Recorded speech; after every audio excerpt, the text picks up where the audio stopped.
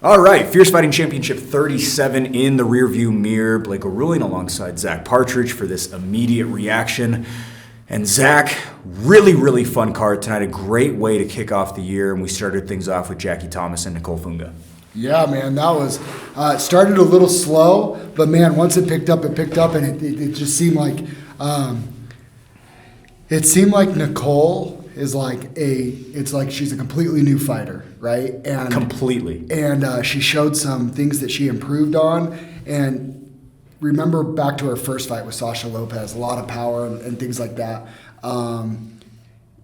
Obviously, her next fight went pretty quick. We didn't get to see a ton, but her next two were tough fights against, two future. They fought for the title, right, later on. So she was fighting top of the food chain, and we saw the power come out, and she went for that liver shot, and then she put Jackie Thomas out cold. Jackie was a fantastic sport about it, very game opponent. I thought she did some really good things too. I think, for two girls that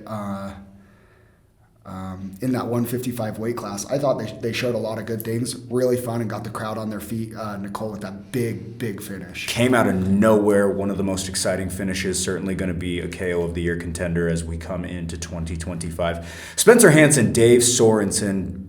Exactly what we expected it to be, a wrestler's delight, scrambles, takedowns over and over again, but Spencer Hansen comes out on top in the second round. Fantastic grappling exchanges. I think it's one of those things that one thing that I noticed a lot, David Sorensen obviously missed weight, had a really rough weight cut, looked extremely drained last night at weigh-ins. I think you saw that settle in. Towards the end of the first round, his pace slowed down quite a bit. I know he's a hard worker. He's in the room. He's training. When you see somebody that trains hard like that, slow down the way he did, a lot of times I make the assumption, maybe wrong sometimes, but I don't think I am on this one. I think the big weight cut had a big effect on him. His coaches in the corner didn't seem to disagree that, maybe we can get the walking weight a little bit lower before the weight cut, feel a little fresher, because he does work hard, and I've been there. I've felt that before where I've worked hard all camp, do the big weight cut, and then the body just doesn't respond when you expect it to be able to. Take nothing away from Spencer Hansen. Started the camp pretty heavy himself, and he came in and made 170.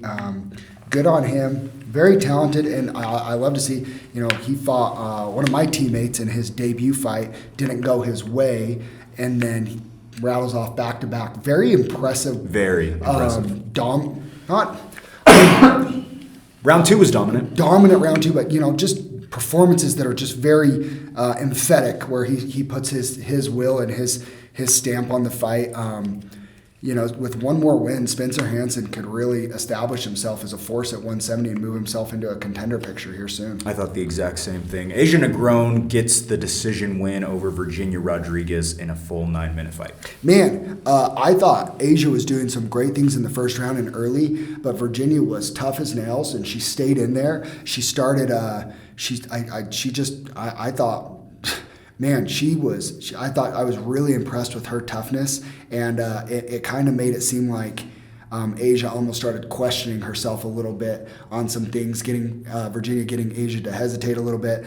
Ultimately, though, I think Asia I thought her experience took over a little bit, and she was able to kind of recalibrate, take control of the fight, and cruise to a decisive victory, but Virginia definitely had her moments and showed a lot of toughness, and I don't think anything to hang her head on. But big win for Asia Negron coming off that title loss to Melody Schrock, and I think getting down to 135 could be really good for her. Hadn't won a fight since 2019. Happy to see her back in the win column. In MMA. In MMA is what I'm... Yes. She has had a lot of success over in kickboxing and things like that. Nico Braswell, Zarek Moshed. Zarek brought that fight to Nico Braswell. It was a very competitive opening couple of exchanges. So people need to understand with Zarek, he took took that fight on, I believe last Thursday he got in. 8 days. He got in, and yeah, so he took that fight on 8 days, got his medicals done, super professional, good to work with, and came out with that heavy leg kick. And immediately when I went to the corner, Nico Braswell, his coach, said, man, like if you put that get against a striker and not a strong grappler like Nico, he could put on a performance and a really fun show. I talked to Zarek, he said, 8 days, I did the best I could. I said, you did great. Loved it. He can, I feel like he showed up for himself, but, he did us a favor. And he did, saving that fight for Nico and not wasting a camp. A fighter's fighter, gained some experience, but he said, man, that was 8 days. Like, give me an 8-week camp. Let me get ready for somebody. And I think Zarek could be a lot of fun, and we might have found a nice little gem there. Absolute gem. But Nico's a pit bull. Like, there's some fun fights for him at 135, that's for sure. Took the fight where he wanted to, a dominant performance in his own right. Speaking of dominant, Kamuela Mamone comes away with a flashy first-round finish over Morgan College, a great one at 155 pounds. I mean, you could see from that very first inning, Kamuela got Morgan kind of on his back foot, right off the bat with a nice blitz overhand, lands. Morgan, I thought, did a really good job of recalibrating quick and try to, get right back into his rhythm. But just kind of that Mamone pressure that we've seen over and over, it kind of overwhelms people. And I told him jokingly, I didn't even know he knew jiu-jitsu. Of course he knows jiu-jitsu, but I mean, yeah, he went. He definitely seized the opportunity, took that neck, and Morgan's been on a tear. And for Kamuela to come in that composed after his time off. And things like that, going ahead and make his pro debut. Good luck. And Morgan will be fine. I think Morgan, that was his 12th amateur fight. He's had a long career, and he's shown so much growth, I think, in the last couple of years that we've seen him. Oh, yeah. He's a problem for anybody at 145. He comes up to 155 to fight a tough guy that nobody wanted to fight. I give a lot of credit to Morgan for taking that fight. He didn't have to. He could have asked for a fight at featherweight, and he didn't hesitate to take this fight at lightweight. I give a lot of credit to Morgan, but an impressive cap on an impressive amateur career for Kamuela Mamone. Speaking of impressive caps on amateur careers, David Kim comes away as the second ever Fierce Fighting Championship double champion, does it submitting Lance Regenball in that title bout.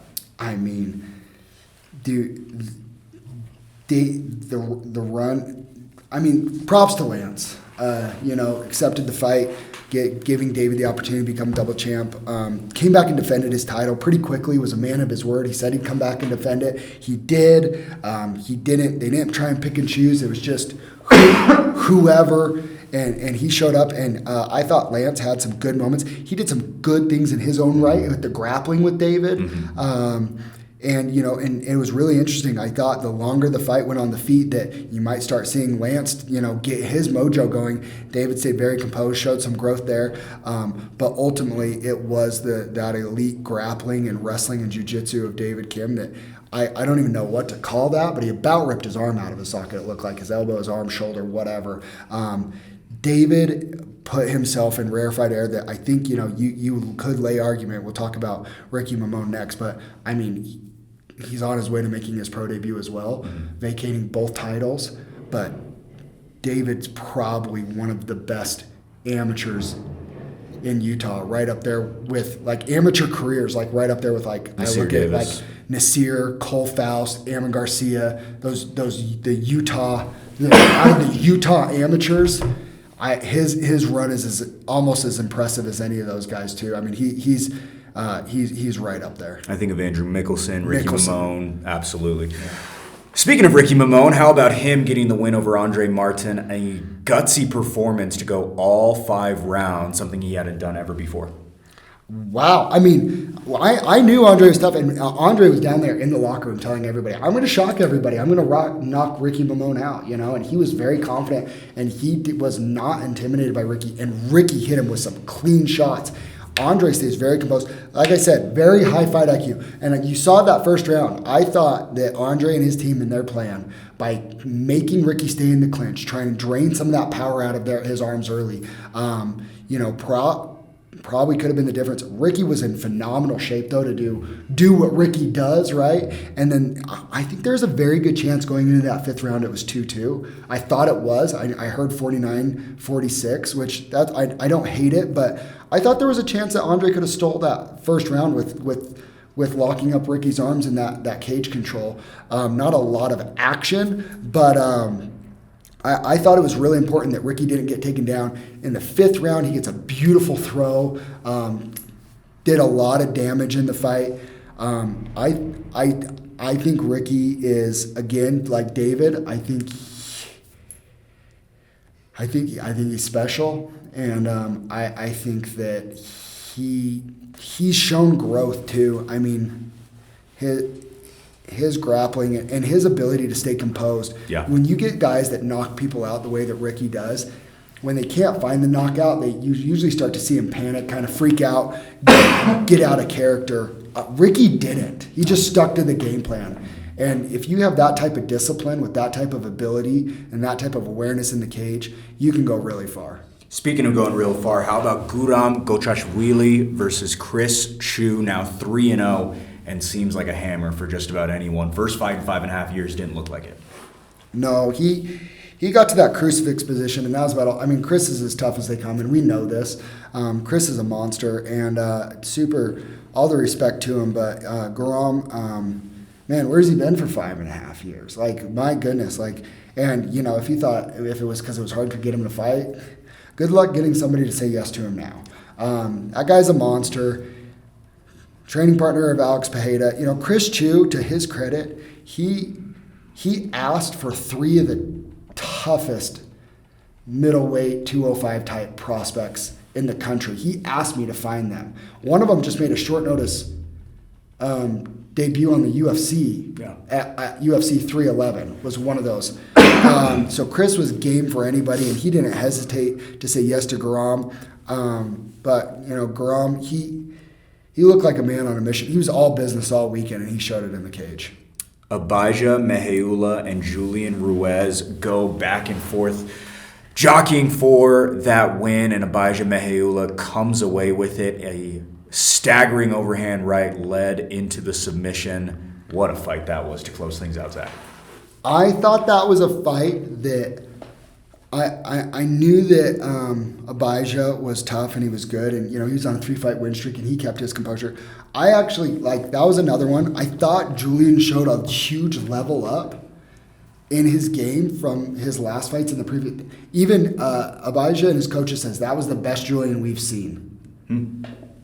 They said it right in the corner. Like, Julian looked really good, and Julian looked really, really good, and he broke up. One thing Julian did, whether on purpose or not, I'm sure it was on purpose, with his camp, is Julian had some tendencies that Abijah and his camp were ready for, that they'd seen on film, that he'd done in all of his fights. He broke all those. He rebuilt his offensive game and his striking style, and he showed some things.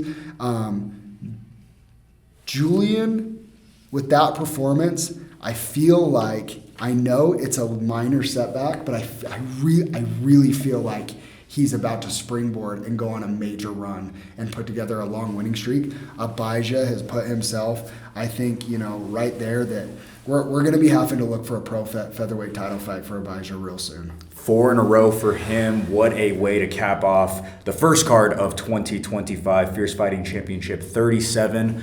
Done and good to go. As for Fierce Fighting Championship 38, that is going to be a whole lot of fun on February 28th. Zach, anything before we close? I'm so excited for February 28th. I'm so